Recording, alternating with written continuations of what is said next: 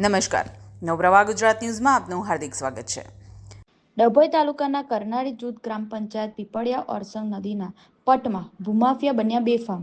ડભોઈ તાલુકાના કરનાળી જૂથ ગ્રામ પંચાયતમાં સમાવિષ્ટ પીપળિયા ગામની હદમાં આવેલ ઓરસંગ નદીના પેટાળમાંથી ભૂમાફિયાઓના છેલ્લા 3 મહિનાથી ગેરકાયદે રેતીનું ખનન કરી રહ્યા છે.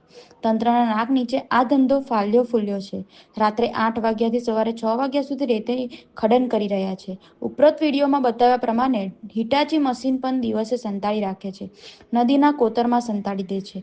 તંત્ર કે સ્થાનિક સરપંચની મિલીભગતથી આ ધંધો ચાલી રહ્યો છે. કોના છુપા આશીર્વાદ છે એ જાણવું અને સમજવું રહ્યું છે.